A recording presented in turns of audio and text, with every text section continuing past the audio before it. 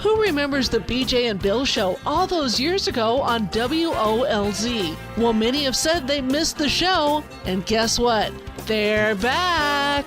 Welcome to the BJ and Bill podcast.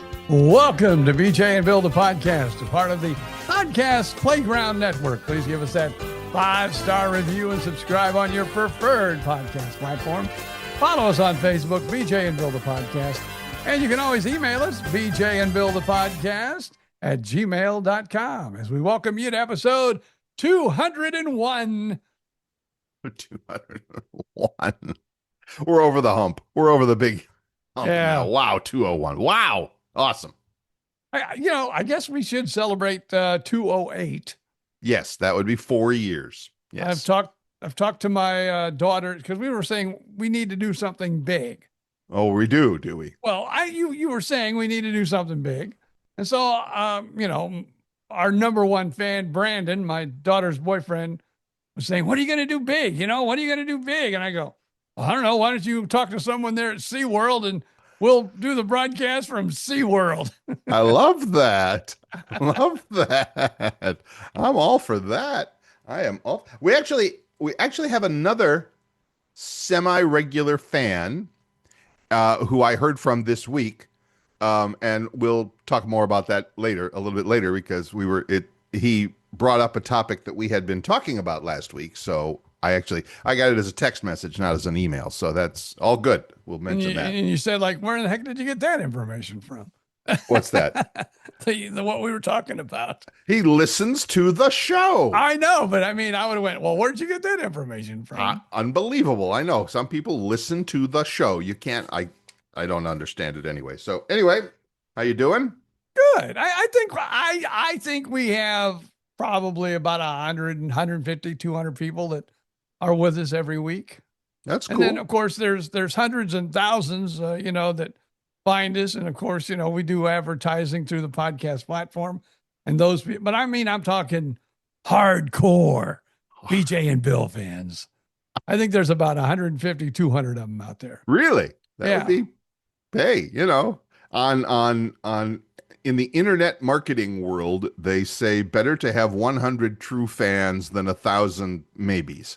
So yeah, I get it. Cool. Well, welcome aboard, everybody. We love having you here, and we appreciate you, and we thank you. And, if you want to do the review thing, that'd be awesome. If you want to tell somebody about it, that'd be great too. So there you go. I usually every morning before we do our podcast on Mondays, because I always say, email us anytime, bjandbillthepodcast@gmail.com. Right. And then I usually check the emails. But, today I did not. So I just need to go to the old email account and see if we have any big emails today. And as I go, not that big of fans. Still just have the one from a few weeks ago from Rick Peterson. We appreciate you for listening, Rick. We do. Well, let's talk about, go ahead, finish that thought. I was just going to say, and I appreciate him for using my voice on an upcoming episode of his podcast that he got from, 11 Labs. I appreciate that. That probably put, 3 or 4 cents into my, my account. So thank you. And then Tom Drake used my voice because I was telling him. Oh. So now I've got, at least 2 people using my AI voice. Wow. I'm impressed. Like you said, 4 or 5 cents rolling into your bank account. That's know. Terrific. They're going, man, how does this guy make all this money? I forget who I was talking to this week, because they were saying, how, they're retired and how they make money. Right. And I go, well, let's just say I have lots of avenues to make cash. Right. But they're all paying, hundreds of pennies a year. That's funny that you should mention that, because I rebranded, rebranded is the right word, one of my Facebook pages. I mean, you have your own profile page, and then you can have like separate, like business or interest. We have one for pickleball, we had one for BJ, and Bill has its own page. Anyway, so I rebranded one of my business pages for exactly that, which is people at or past retirement age, like us, just like us, and what are they doing to make a few more bucks now that they're retired? Because I don't know if you've noticed, but things have gotten a little more expensive lately. I don't know. Maybe you've noticed. Me. Yeah. Yeah, you got a gas car. What has gas went up in the last Actually, few it's come months? down. Thankfully, come down, but it's still a lot more than it was. I mean, at the Well, high, it was like did it 450 or 460. Did it come down or did it go back up though? Because Well, I haven't been out today, so I don't know. I'm just but saying in last night Claremont last week it did go down. to about. I think it was like one time I went by one of the stations in Claremont, and it wasn't like Costco or Right. Sam's Club or anything like that. It was a regular gas station. Right. And I went by and I go, oh, 157. That's No. looking for, I mean, not 157. I mean, it was 357. 357, yeah. And I said, oh, gas is going down. Yeah. And then like I went by like later in this week, the same gas station, and I looked at the sign and it was like, 387. And I go, what the hell happened in the last 3 or 4 days again? I think the good people of Alachua County, which is Gainesville and surrounding area, pay more for gas. I think we have a higher gas tax than average. So last night driving home from pickleball, I thought I saw a 367 somewhere, which compared to the 450 that it was a month ago, okay, but it's crazy. So anyway, long story short, what are people of our age, at or nearing or just past retirement age? And for you and I, we've been retired for a few years, but what can you do to make a buck or two? And I'm not talking about clipping coupons or, using stupid little things like that. I'm talking about some, people need to make some money. And if you're interested in learning some new skills, there are things that you can do online to make money. And I'm not talking about selling your, quilted napkin rings on Etsy or whatever. I was going to say down there at the corner by the stop sign, I've been hanging out, just like, thinking, street corner.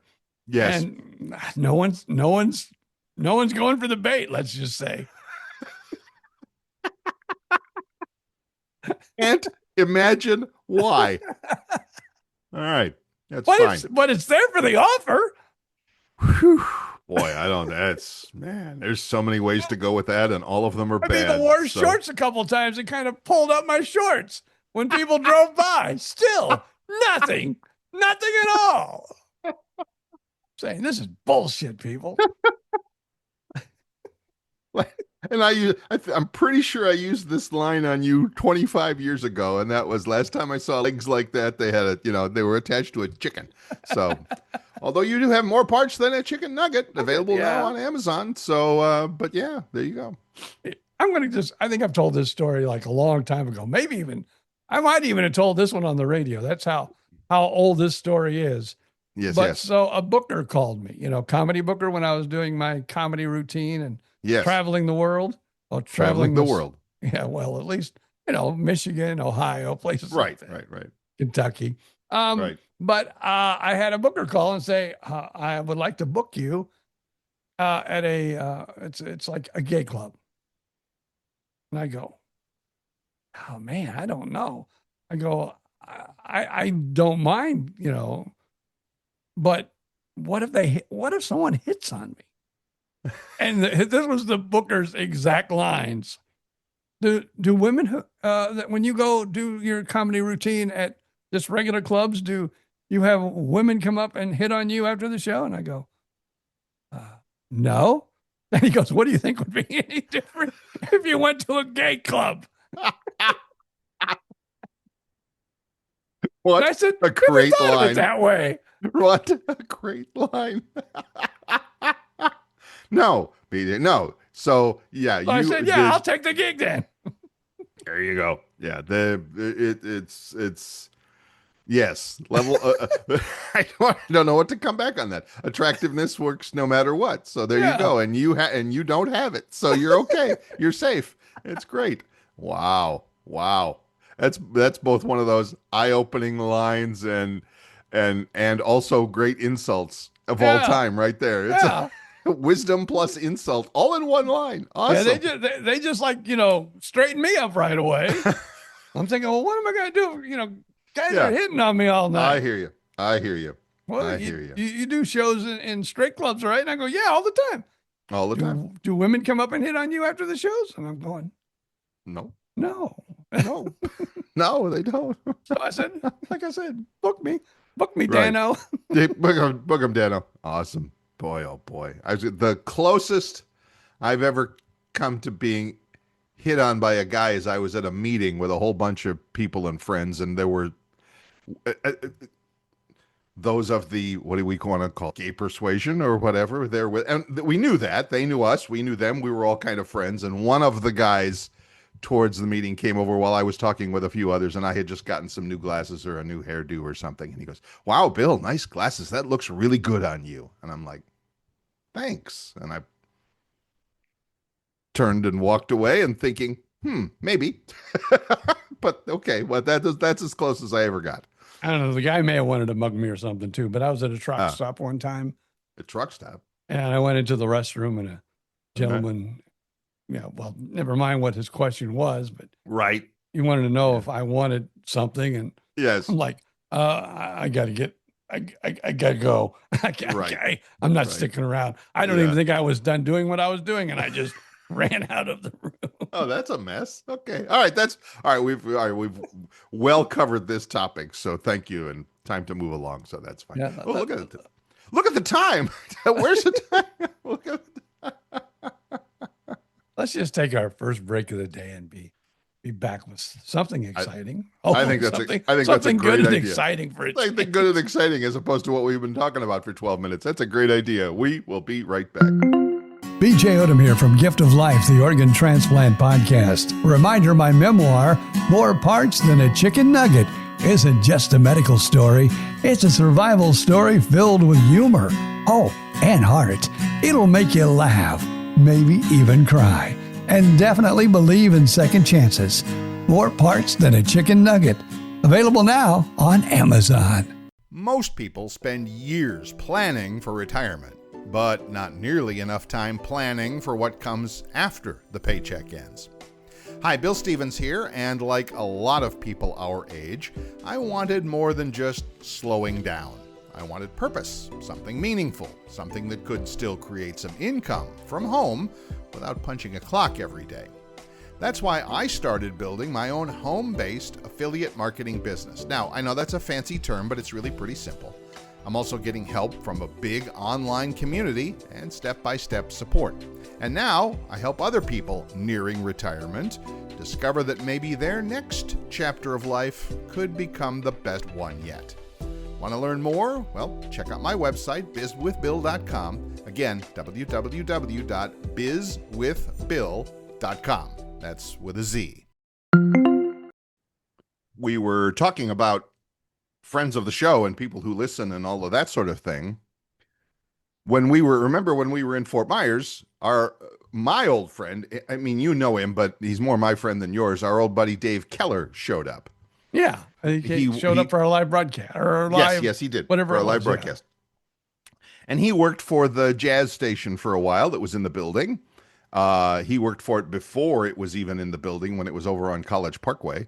And he also was a part-time weatherman for ABC 7.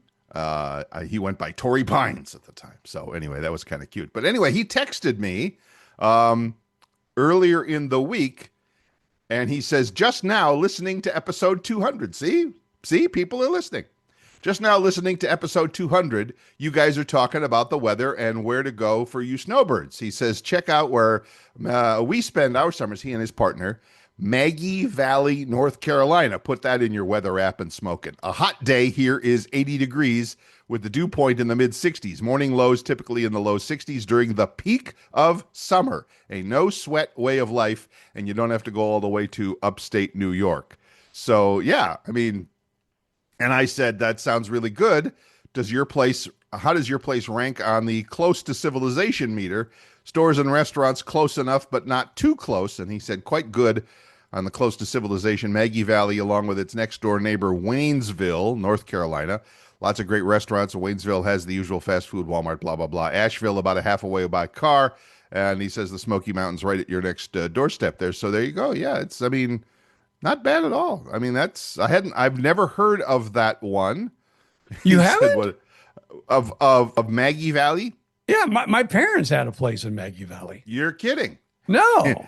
Okay, he says it's much cooler here, and he says, very nice. Would a bona fide meteorologist steer you wrong? Wait, don't answer that. Don't answer that, he said. So thanks, Dave. I think I heard him mention it once before to me, or maybe in a text or something, but no, I'm not. So have you been there? Oh yeah. Well, I went, a few times when my parents had a place there and stayed with them.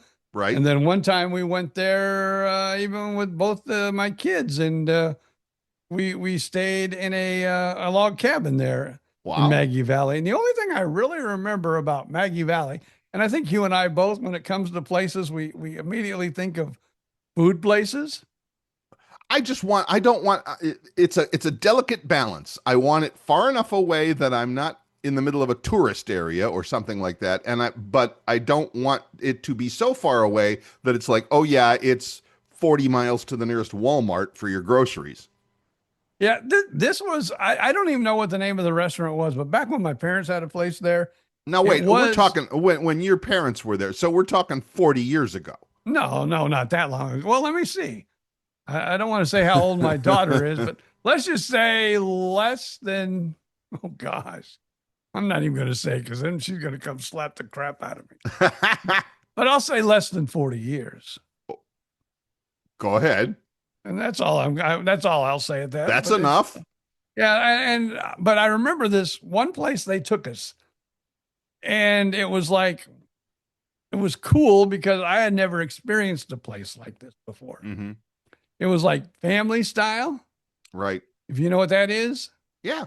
Like they bring fried chicken, and it's like enough for a mountain of it. Yeah, a mountain of it, and they bring like some, biscuits and corn. Yeah, big bowls. It's like going to your mother's house, and she invites company, and so that everybody scoops a ton of stuff. Yes. Yeah, everybody scoops whatever they want. Yes. And I'm like, oh my gosh, the fried chicken was to die for, and the vegetables, and I was like, oh my God. There you go. And it was just, that's what I remember most. And I remember, now, I don't know if you've ever been there as a child, but it was open, closed, open, closed. It's currently closed, but I hear rumors that it may open again. It is Ghost Town in the mountains. Yeah, there was a ghost town in the mountains, and they had have a shootout. Oh, it was a ghost town. I thought that was like a brand name for something. No, that was the brand name of the place. Oh, okay. Ghost Town in the hills, or Ghost Town in the mountain. I forget exactly what it was, but okay. Ghost Town. And this was North Carolina. This was near Maggie Valley. Just like right down from Maggie Valley, and then past that, if you kept going a little bit further, you went into Cherokee. Okay. And then if you go over the mountain, you could get into Gatlinburg and Pigeon Forge and all that. Over the Smokies, you'd have to go over the Smoky Park, the Smoky Mountain National Park. Right. Because right there at Cherokee is kind of where you go in. And then if you go back down over the other side, then you come out in Gatlinburg. Gotcha. So all that is all kind of tied together. It is a cool town. Very cool. All right. And when I was there last, I would say it was still... Dinosaurs were still roaming the streets. Yeah. No, but it was still a real country little town. Very good. Very good. Our friend Vicky Wagner and I have talked about, and with you, we've all talked about that when she moved to Blue Ridge, and again, that was 20 years ago. I mean, it's been a minute. It's been a minute, as the kids say. When she would, text me or call me when she was up there, it's like, oh my God, I saw 2 more cars on my drive into town. And now it's wall to wall in a place like that. And that's all right. So you're off the list. I'm sorry. And besides, I was even texting with Dave about that. I'm like, I've, visited friends in Blue Ridge many times. The problem is in the summer, Blue Ridge is It's no cooler. It's no cooler than it is here in Gainesville. It's the same. So that's why he mentioned his place, Maggie Valley, there. So, but if I have had thoughts of the Asheville area, so and he said it's a half an hour to Asheville, so I'm interested. I'll be curious to go up there sometime. Now, I will admit, when we were talking about a little vacation, I was thinking about going through Cherokee, and I mean not Cherokee. Well, Cherokee, yeah, Right? we went through it, but going through Maggie Valley just to kind of, you know, relive, Sure. you know, the days with my parents there. And Cool. but you know, I would think if I went, there would be very little I would remember. And even if I wanted to go where they're, because they had a lot, and there was a camper trailer. It was a small camper trailer, but it was a Right. trailer. Right. And it was on a lot, right? You know, Babbling Brook, you know, went right by it. Nice. And I don't think if I drove there to Maggie Valley today, I could probably find it. I doubt it. Probably not. Yeah. But it'd be fun to. There's 2 restaurants that my dad used to take me to. You know, when my brother would come down, it was like one of his favorite restaurants. He'd, let's go there. And even when my brother was still alive, you know, over 10 years ago, he came down one time when we were both saying, "Oh man, that restaurant, let's go." There was 2 of them. Let's go find them. We never found. I mean, they were like little, you know, holes in the wall that were like right on the water. One of them was out on Matlacha. One was over on Fort Myers. Oh, you're Beach. talking about in Fort Myers. Yeah. Right? Oh, Yeah. okay, cool. And we could not find those. We go, I think this might be the one. I think it might be too. Right. We went out and then we're going, I don't think this is the one. Yeah, I remember when, and this was 15 years ago, but I had occasion to drive. I was driving to Cleveland to go visit, or no, I was going up the East Coast to visit Reverend Gregory up in upstate New York, our friend Reverend Gregory Keene. And I decided to go up the East Coast instead of winding my way through I-75 and up to Cleveland and all of that. And I drove through and was on a mission to find the house I lived in when I was a kid in Mount Laurel, New Jersey, which is just over the bridge from Philadelphia. And I found it. This was before GPS. That's how long ago it was. It was before GPS, but I had to stop and ask directions several times. And it's like, oh my God, I have no idea where I'm at. And of course it had been literally when I was a kid, first year of high school, first and second, because we moved when I was a young guy. We moved between my sophomore and junior years of high school. Wrecked me for 20 years, but that's another story. So anyway, that was the last time I had been there. So it was probably 30 years between the two when I was trying to find this place. And of course, New Jersey is like, it's all suburb now. There is nothing in New Jersey that is not suburban strip mall, whatever. And oh my God, I did eventually find the old house, but it's like, oh my God. You can't go home again, as they say. That's what I love doing when I go back to Indiana, going back to my original home where I was a baby, where I grew up. Is it still there? It's still there. Here's what's really weird, though. It was an old farmhouse. Mm-hmm. And it's still, I would say, an old farmhouse. Of course it is. It's an older farmhouse. But it was a 2-story farmhouse. Oh, wow. There you go. And the people who have bought in the house and have been living in the house turned it into a 1-story ranch home, which means somehow they took the top floor off the house. Wow. And it is just like a weird, but I know it's at my house. Okay. But, I'm looking at it going, because, the chicken coop is gone. Some of the barns are gone now. I don't know if the silo's still there or not. I'm talking farm, people. I understand. Mine was suburban New Jersey, so I could now you've sparked my interest. When we're done with the show today, I'm going to go to Google Maps and see if there's a street view of my old address. 600 Norwood Road, Mount Laurel, New Jersey. Listen to this. My address. If you want my address, it was like, the Odom place. Yeah, the Odom place. Rural Route 1. Yeah, Rural Route 1. Cool. Derryville, Indiana. I don't know what the zip code was. Okay. But imagine the neighbors, 5 miles down the road. Yes. Had the same freaking address. How did the mailman ever figure out who was who? Because he knew everybody. That's how he knew everybody who lived there. Because they'd been there, as they'd been there for 200 years. I could go to my friend Larry's, like 2 miles down the road. What's your address? Rural Route 1, Madairyville. That's my address. Well, you didn't have a number, right? I mean, it wasn't like... Yeah, it was just Rural Route 1. That was it. I love that. That's awesome. That is awesome. They're all the same. Like, I don't even know. Can you imagine being the new postman and the old postman is taking you on the route? Now that's the Odom place right there. Oh, what's the address? No address. It's just the Odom place. It's Route 1. You go past the Joneses. Turn left at the big silo and then go down past the big red barn, and that's the Odom place there on the right. You can I don't know why I'm doing that. You can tell by a big old chicken coop right out there front where where they got all the chickens. That's right. Of course, the storm tore it up pretty bad last summer, but they're building it back now. That makes me really wonder, though, how did a freaking mailman know where to drop off the mail? Because he knew everybody. Now the question is, how do the young kids, the Amazon drivers, how do they figure it out? Because if you're the mailman, you're there every day for 40 years or whatever. I'm thinking now, though. Yes.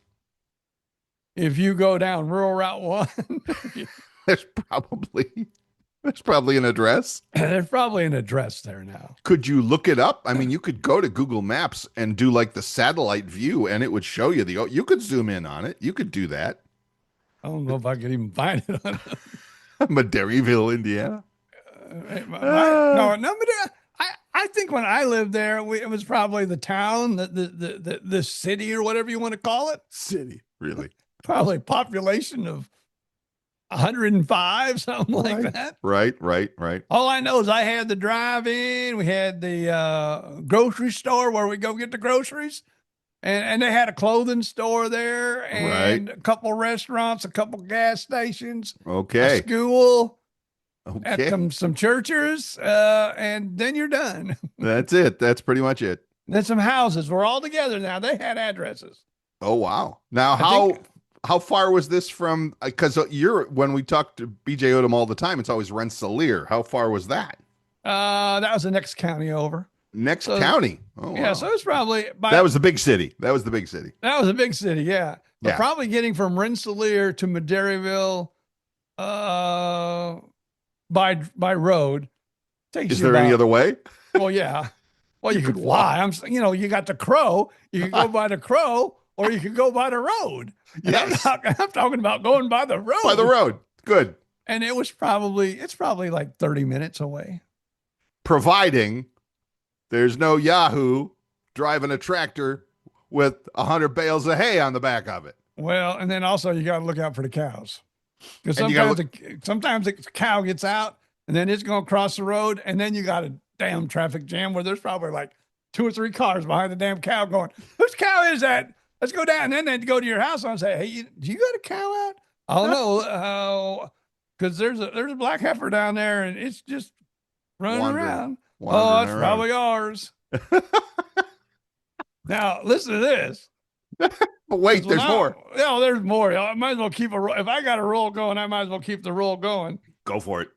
So I had pigs in 4-H, but I was a little sickly boy, so I really had not a whole lot of friends. I didn't do a whole lot of things. And here I am on the farm. So my pig became my pet. Of course. His name was Sam, my pet pig, Sam. Sam the pig.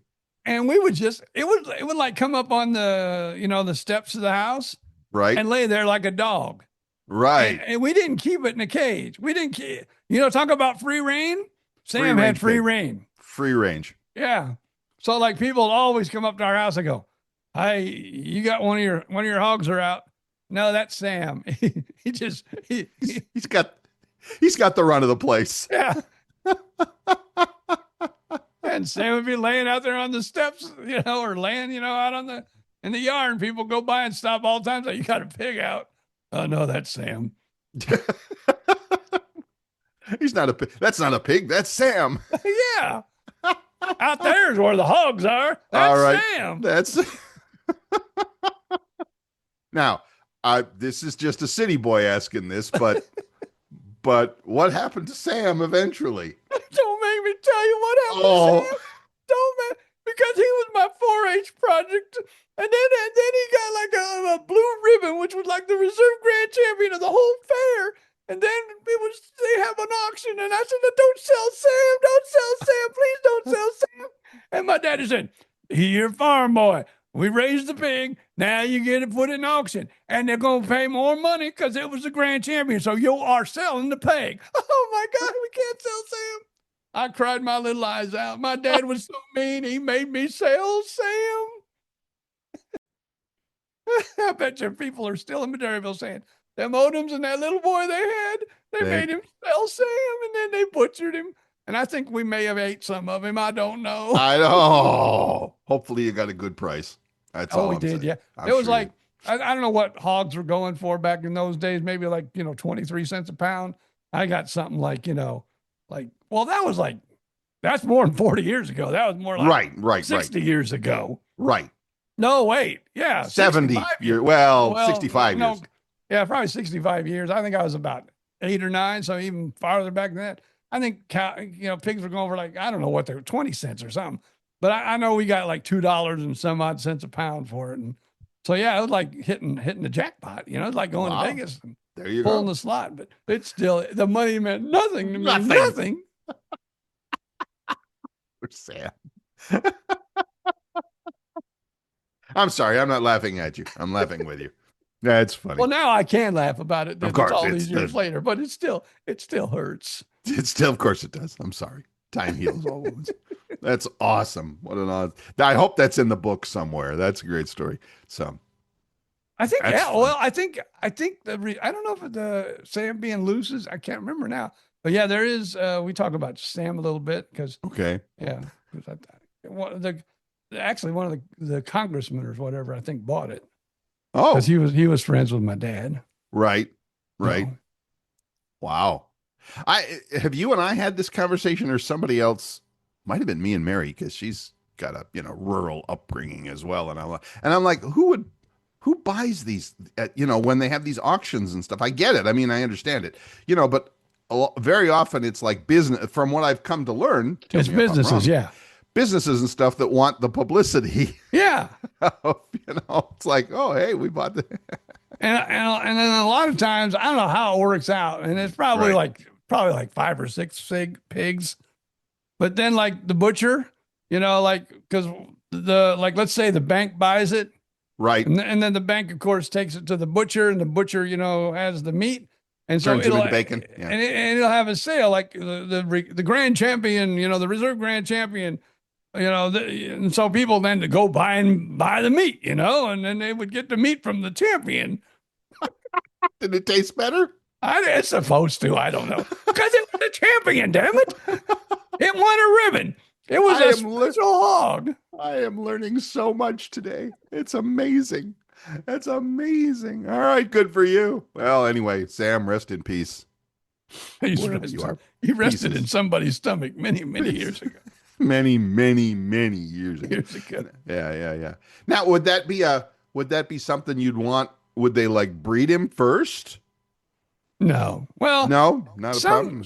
Well, See, I'm learning things today. I'm learning farm stuff today. Well, yeah.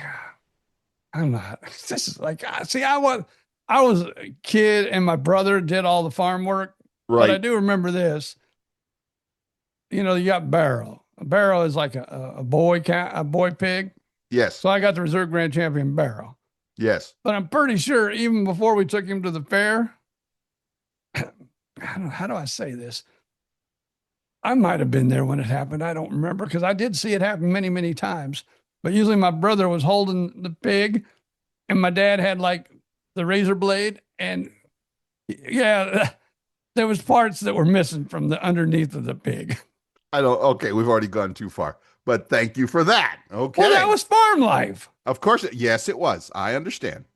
Another thing, because we were just talking about this the other day, because, my wife is a city girl and she's like an animal lover. And Right. She thinks like all these things are, I said, if you knew half the things my daddy did on the farm, you would probably divorce me just by finding out what my daddy did on the farm. But we talked about taking chickens and, you swing them like this and wring their neck and kill them. Right. And then because you have to pluck them and everything so you could eat them. But then you'd put them down after you wrung their neck and they'd run around for 2 or 3 minutes. They'd actually, get up on their legs and run around. And all of a sudden they go, okay, I'm done. Boom. Yes. That's a popular, well-worn cliche is that if you knew how how that ribeye got to Publix all nice and wrapped up in styrofoam and cellophane, you probably wouldn't want to know. Yeah. But I get it. I do. I understand that. And so I try to be respectful of the animals and all of that life, but that at some point that's the way the world works if you want to have burgers for your backyard barbecue in the summer of, whatever. So I get it. I do. And then of course, the sheep, we had sheep too. Uh-huh. You would shear the sheep, you take their wool. Yeah, so that doesn't kill them. That could be your sweater, Bill. I understand. Yeah. That's a renewable resource. It grows back. Yeah, the neck. Once you break the neck, it's pretty well, That's not. You're I pretty ain't well doing done. that. You're not doing that to a sheep. No, I get it. I do. So yeah, that's fine. But you might want lamb chops. You might. That's entirely possible. Entirely. Our dog here in the house has a lamb chop doll, a squeaky toy. Yeah. It's lamb chop. It's like the thing's 100 years. I mean, the toy is not 100 years old, but lamb chop's been around for forever. 75 years. I mean, it's unbelievable. So yeah, that's funny that that's still around and all of that. But yes, somebody once posted that on Facebook or Twitter or whatever. It's like, what do you mean grow your own food? What are you, nuts? I don't even know where to buy taco seeds. So it's like, there you go. All right. Well, what an interesting and educational discussion we've had this morning, folks. Thank you so much for joining us here on Farm to Table. And here's one last thing I'll say about the farmer. Yes. Well, this could actually happen in a city if you had, like a little bit of land with your house. Yes. My mother was a gardener, and so we'd probably had like at least an acre garden every year. Right. And I remember as a little kid, I'd go out there and I would pick pea pods, and I'd open up the pea pods and I'd take the peas out and I'd just eat them right there off the, and we do that with green beans every once in a while. Yep. Sometimes you'd even, cause then, you didn't worry about dirt. No. You'd pull up a radish and and then just nibble on it. Just nibble it around out there. Yeah. Yeah. I get gardening is good. It's not my style, but I get it. I think that'd be I think there should be more of that. What if you went through the inner city of Cleveland or Detroit or whatever, and you just tore down all those old houses that were standing there with nobody in them and just, whatever, and made garden spots.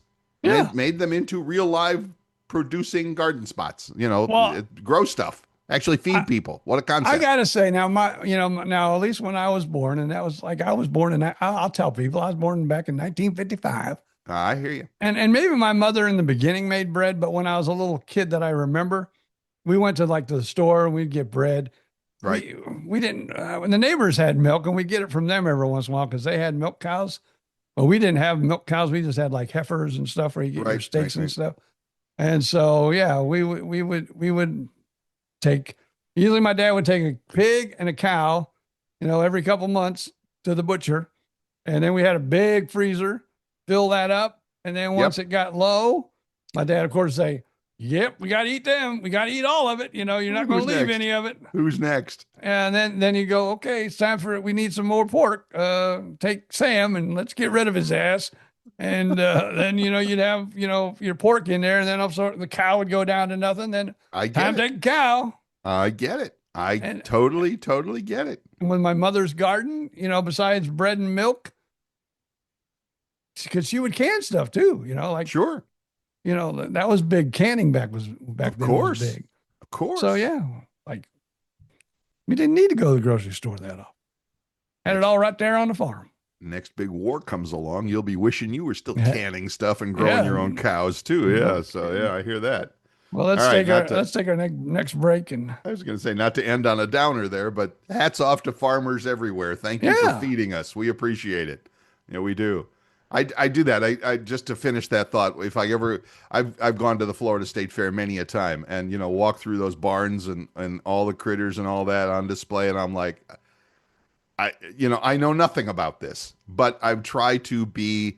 I am respectful and appreciating of all the work that goes into feed my hungry ass, so that there is that steak on the shelf at Publix or whatever. So, yeah. I can just see Bill right now at the state fair. Yeah. He goes by and he goes, "Oh my gosh, look, that's the grand champion steer. Hey kid, you're going to get a lot of money when the auction comes up, but they're going to kill that little son of a bitch." He probably knows. Kid's going to go, they're going to what? You're going to sell him at the auction. Yeah, and they're not buying a pet. Nope. They're not buying. Nope. They're going to take him straight to the auction. Straight to the auction and straight to the butcher. Straight to the butcher. All right, folks. All right. Enough of that. It's a fun discussion. That's good stuff. Hang on. Go refill your coffee or go get some breakfast food, some bacon, some eggs, something like that. And you do that. And we will be right back.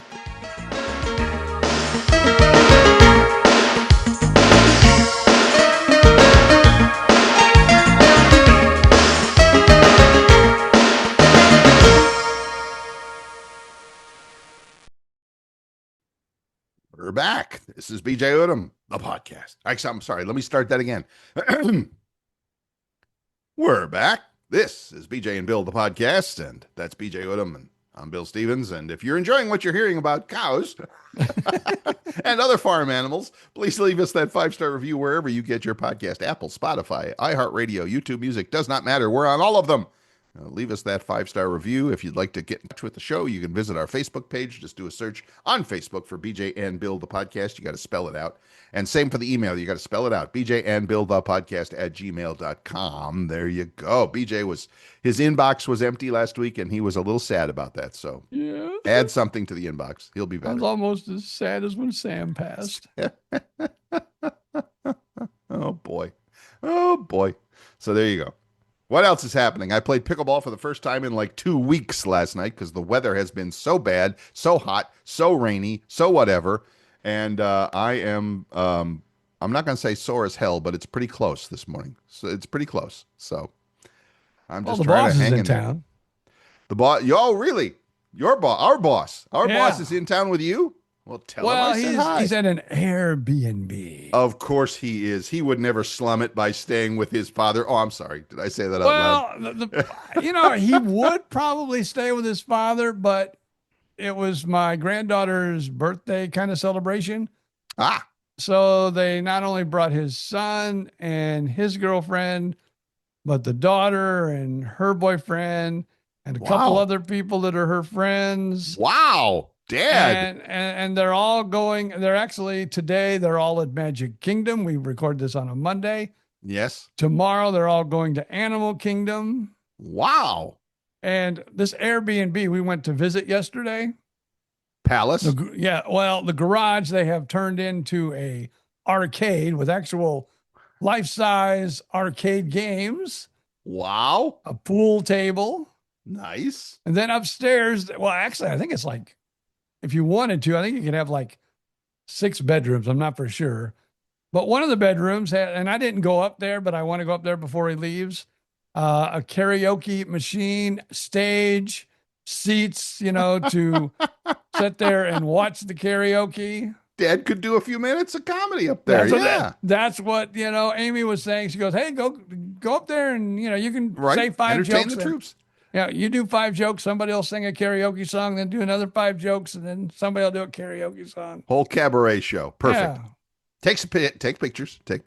Does it damn well better have a real pool out back? Oh, yeah, it has a real pool. Yeah, I ain't going anywhere. And then, of course, it has a community pool, that's like going to a actual almost got the lazy river. And nice. So, yeah, it's nice. That's the only thing.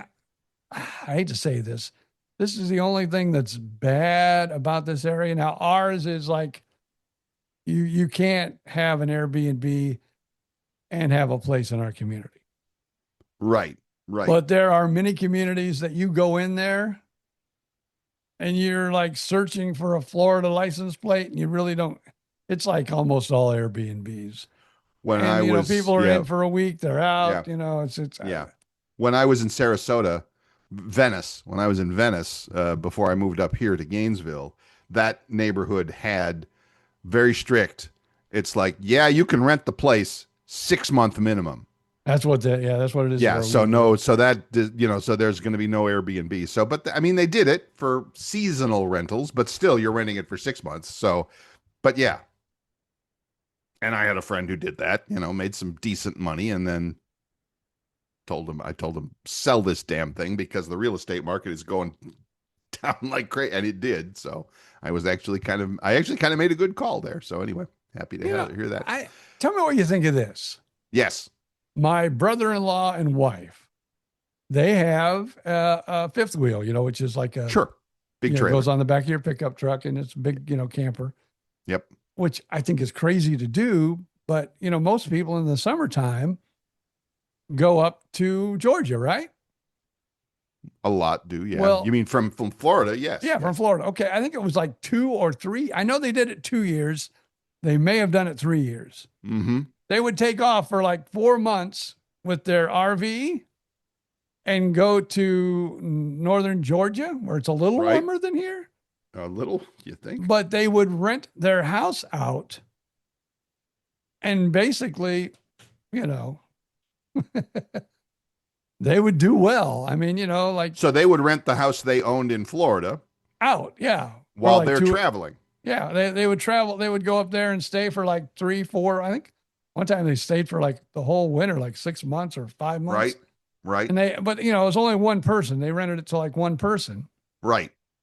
But they were paying, you know, like 20, you know, like. Oh, seasonal rentals in Florida are crazy. You bet. Sure. Yeah, I mean, they they're had crazy. They're expensive. They had one room in their house that they kind of use it's a bedroom, but they use it as a storage closet. Mm-hmm. And they lock it up. Mm-hmm. But then, you know, they put everything they don't want anyone to touch or play with in there. Right. And then, they did that, I think 3 years in a row. They didn't do it last year, but I think they did it 3 years in a row. And I'm thinking, man, that might be the way to go. Make good money, huh? Yeah. Because, they paid for, you know, them keeping their trailer where it was. Right. And they made, you know, money. I mean, you know, they actually profited. Made money to be on vacation. Yeah.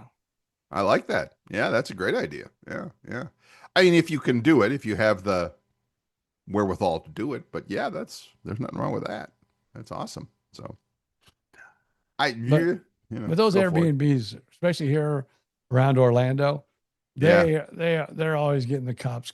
You know, because what it is, somebody will rent one of those things. You know, like he's, you know, his family and you know his kids and a few friends. So yeah, they're all going to be, you know, somewhat respectful.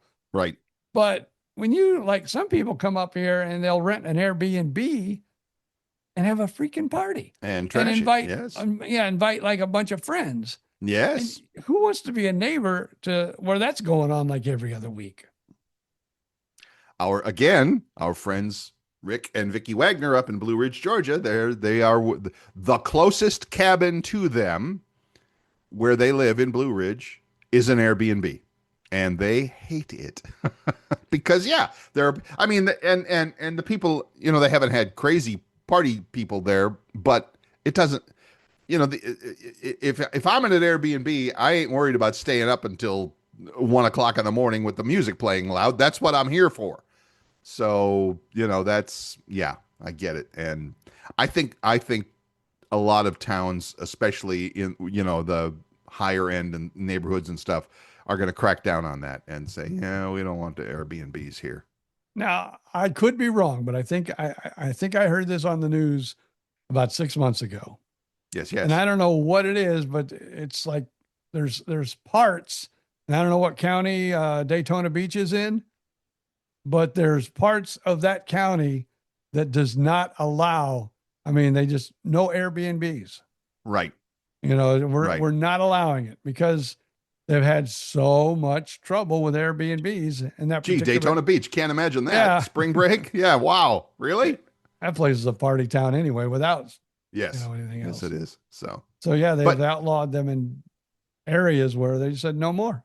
And I think that's a trend that will continue. And I think that that's going to, I mean, if you were looking for a bargain in real estate, that would be a good way to pick one up, because if all of a sudden some owner who's been, renting his house as an Airbnb gets told you can't do it anymore, well, I might just have to sell it at a loss. Yeah. So yeah, cool.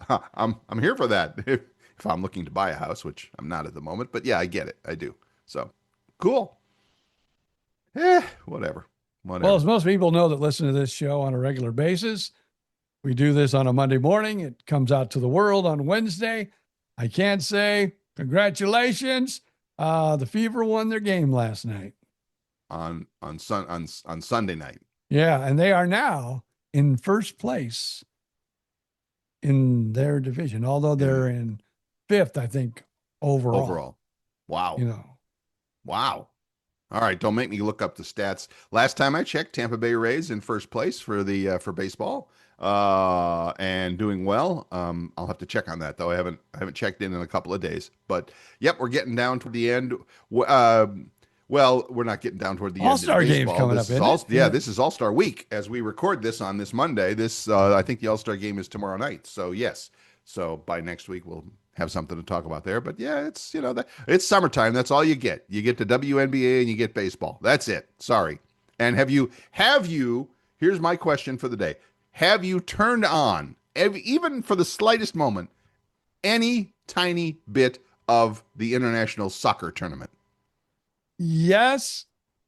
And how much? Very low. And while I do watch, I'm going, I don't get it. I don't get it.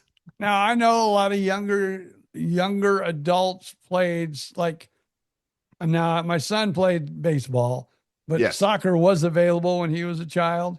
Yes. Now, I think his kids played soccer, and I would say anything our grandchildren's age are probably more in tune with soccer than we are. But when I was in high school, nobody played soccer. We didn't even know a thing. We didn't know what football was. Was not even a thing. Same for me.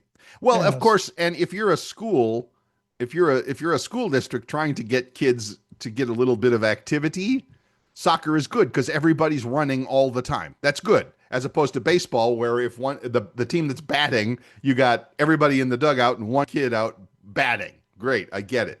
So soccer good for, exercise purposes, but now, I will say this. I was cruising past a game. This is like Monday, so like Friday night or Saturday night. I was cruising past a game on TV, and I said to myself, I have not seen a goal scored. And I landed on the game with England and Norway. Those are crazy good people. Oh, that would have been Saturday night. Yeah, that would have been Saturday night. They are just insane people. They're so cool. I've seen so many posts from Norwegian fans experiencing America for the first time. It's like, really? You didn't know? Come in, try some barbecue. So anyway, it's in Miami, and it was 1-1, and it was down. Now, in soccer, why do they do this? The clock counts up. I don't get it. And 90 minutes is about the time of a game, but it can go to extra time. I don't get. So anyway, all right. I sat down on the couch and I said, it was 1-1. It was coming down to the end of the game. I said, I have not seen a goal scored. Maybe I'll watch and see if I can see a goal scored. And I did. And England scored and eventually won the game. But it's still, I'm watching this thing for 20 minutes and it's like, A, I don't get it. B, these are the wussiest guys I've ever seen because somebody trips over somebody and they're laying on the ground holding their ankle. Ow, ow, ow. So I'm like, oh my God, really? And then the game ended and it's like, there's no countdown. There's no the crowd going 3, 2. No, there's just a whistle and it's like, oh, it's over. He called it. The ref called it. It's over. I'm like, seriously? Okay. And you don't want mail-in voting, but yet you'll watch soccer? What? What's that got to do with anything? I don't know, but it's funny. So, yes, I watched enough of a soccer game to see a goal, and I don't have to do it again. Okay, thanks. Now, I don't have to do it again. I am going to give soccer some props here. Okay. You and I did not like hockey. Correct. We went to a few hockey games and finally learned what the rules were in the game of hockey.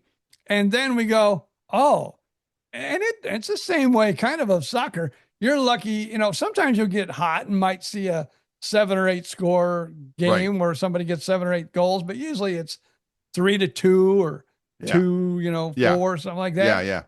But it's a lot quicker paced also. Yes. But until you know the rules, the first couple times I went to a hockey game, I go, what are they doing? I couldn't agree more. Why is the ref blowing the whistle?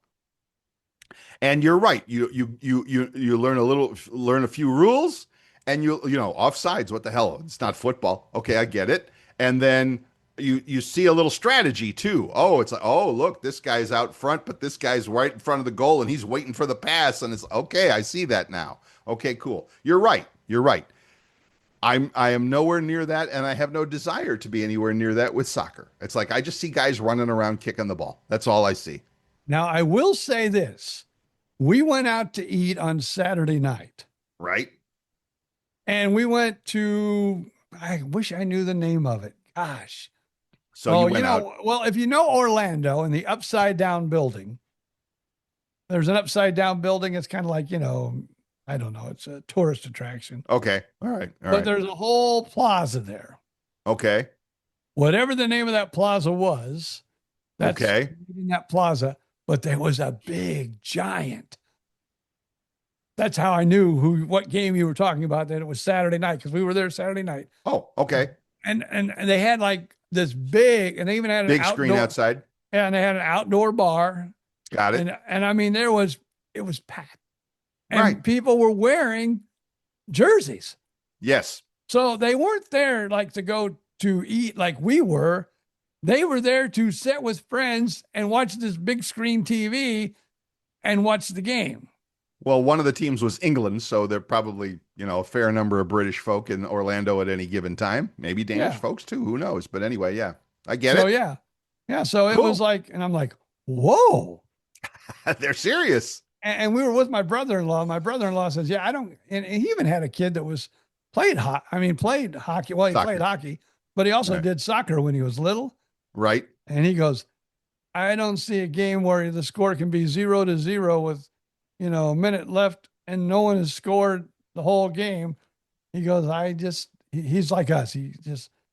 I don't get this game. And he even had a kid that played. Right. And I was like that with hockey too. I was like that with hockey. I would watch what do you mean we've gone through 2 periods and it's 1-1 or 0-0 or something like that. So, but yeah, all right. You're right. You get a little more familiar with the rules and the game and the strategy and all that.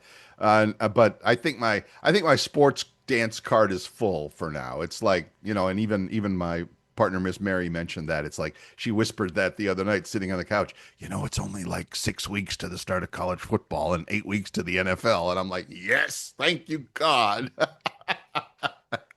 I think, I don't want to get excited about soccer and then start rooting for a team just to have them lose like all my other teams. That's right. You are a known anti-fan, whatever that word is. Yeah. Whoever you root for. I'm just glad the fever is coming on here now and looking pretty good. Now, Caitlin didn't score that many. You know who has really, and I don't take this the wrong way, blossomed is our girl Sophie. She's the next multi-billionaire lady sports person. You open up, I know you're not a Twitter person. You open up, maybe it's just the way my feed has been curated and what I've liked and not liked. I see her more than Caitlin now on X. Well, oh my God. Same on Facebook. And I should tell you, what is arriving later today from Amazon? No, it's not. It's not the book, More Parts Than a Chicken Nugget. It should be, but to anybody else, but yes. It's Sophie pointing. Sophie, right there, pointing. Point on a jersey or what? Oh, on a T-shirt. On a T-shirt. But on the back of the T-shirt is the letter. Is the number 8. Right. And written across the top, Cunningham. That shirt will be arriving at the Odom household later today when the Amazon delivery man stops by. Can't wait to see it on the show. Well, we'll see it on a Facebook post before that, but wear it on the show next week, and that'll be awesome. So yeah, that'll be great. Yes, she is. I'm not going to say everywhere, like Caitlin is everywhere, but close, and good for her. Good for her. Lexi too, for that matter. Lexi Hall's there. She's doing okay too. She didn't have a good game. She didn't have a good game last night. I know, right? She scored 8 points, but just. But Caitlin only, I think, scored 12 or 17, something like that. But all good. You would have loved this scene. It's okay. I'm going to give you the scene here, Bill. I'm listening. BJ, his wife Susan, both sitting on the couch. Yes. Watching television. Might even been a Hallmark movie. Not for sure. And all of a sudden I go, dear, will you be mad if I order this? And I showed her my phone. She goes, no, you can order it if you want. Buy now. Add to cart. I go, you know what? I go, because it came like in 4 colors. I said, okay, I'll even order it in the color you want. There you go. What color are you getting? I think I'm either getting, I can't remember. Okay. Either red or I think they might have been out of the red. So I got the navy because she said red. Yeah. And I said, oh, they're out of the red. She goes, well, then get the navy blue. So I think I'm getting the navy blue one. Well, the red is the red would be like the uniform color. So, but that's probably why they were out of it. So yeah, it's all right. Yeah, so can't wait. Can't wait.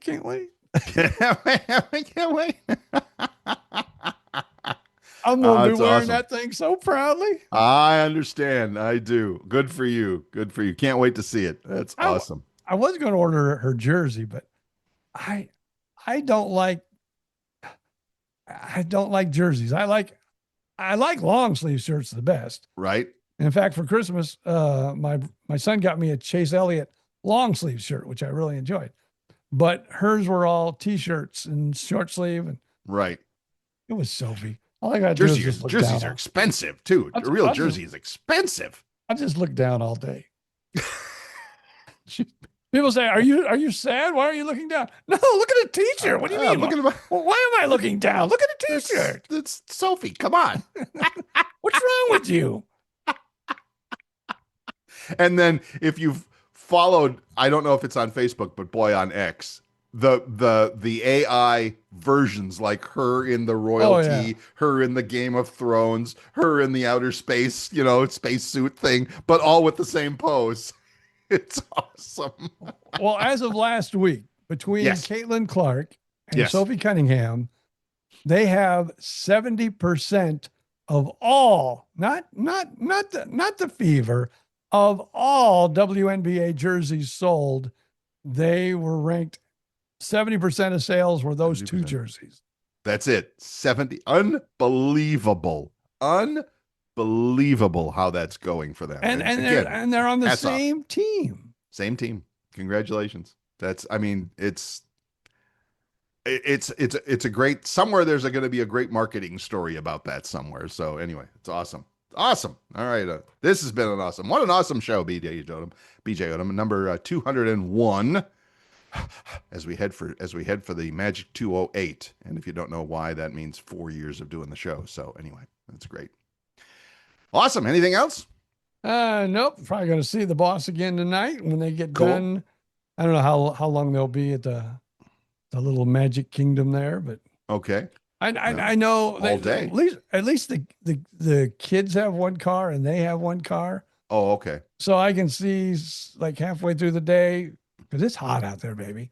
Oh, a little overcast but hot. Oh my gosh! I think halfway through the day, some will say, "I'm going to throw in the towel. We come back to Animal Kingdom tomorrow." But who knows? I remember when I was a kid, and I remember it was hot in Florida. When I was younger, my philosophy was back in those days. Because that's when we lived in Fort Myers, so you didn't come, to Disney all the time. Right. We're going to go when the park opens, and we're leaving when it closes. Fireworks at 10 o'clock? Yeah, I'm there. Then we're going home. I am there. I hear you. I do. So we'll see. His family is a little like after about 4 or 5, 6 hours, they're like, okay, I'm tired of lines. I'm tired of this. I'm tired of that. Let's go. I'll be curious to hear how crowded the parks are. Of course, it's summer and school's out, so I would expect them to be crowded. But I've heard that it's not as crowded as it used to be, that it's just getting so doggone expensive that it's starting to eat into the crowds. Anyway, that's a whole nother story for a whole nother day. We'll get your report on that next week. All right, everybody, we appreciate you being here. As always, if you've enjoyed this show as much as we've enjoyed bringing it to you, stop by any of your favorite podcast outlets and leave that 5-star review. Visit our Facebook page, BJ and Bill the Podcast on Facebook. The same for the email, BJ and Bill the Podcast @gmail.com. And have a great week. We'll see you all next week. Till then, just up to BJ Odom to say, email me. See ya. I'll take a ride back in time when the airways were golden and the DJ shined. 2 mics, 2 guys, and a whole lot of laughs. Living like legends, bringing stories back. No script, no rules, just telling it all.